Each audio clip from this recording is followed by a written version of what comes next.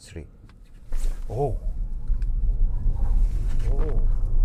احنا النهارده جينا نعمل تيست درايف مع اكس بنك في بي اوتو، واللطيف في الموضوع بناخد الفيدباك من الناس زي بيتر كده. احنا طلعنا جربنا مع الجي 9 وهنطلع كمان نجرب الجي 6 مع عميل تاني، ودي احلى حاجه في الموضوع اللي انت تاخد الفيدباك بتاعك من حد يكون جرب العربيه غيرك. ايه اللي خلاك تاخد قرار اللي انت تركب عربيه كهرباء تركب مرسيدس؟ اولا انا شايف التكنولوجيا بتاعتها فيها كويسه، الاداء بتاعها كويس، بخلاف طبعا تكلفه الصيانه. ارتفاع اسعار البنزين دلوقتي بقت حاجه مرعبه، الكوست بتاع الاستهلاك والصيانات كوست كبيره دلوقتي. ما خفتش بعد كده من اللي انت تحط فلوس ويقولوا لك يا عم ده رسائل فاليو والكلام ده؟ بص، لو انا هفكر على ريسيل فهي هتبقى يعني على كل العربيات اذا كان كهرباء او بنزين. برافو. انا هجيب عربيه استمتع بيها، دي اول حاجه، وتكون مريحه بالنسبه لي ومريحه لظروفي. بس انا من خلال تجربتي الاكس بينج بصراحه يعني عربيه مختلفه تماما. يعني انا قعدت في الديبال الاس 05 والاس 07 وقعدت في البي واي دي، يعني القعده بتاعت الجي 6 اريح. مش اكس بينج بس، ان انا اللي هروح جربتها، انا بجرب كل عربيات الكهرباء اللي في السوق عشان اشوف اللي يناسبني. بس انا لما جربت اكس بينج،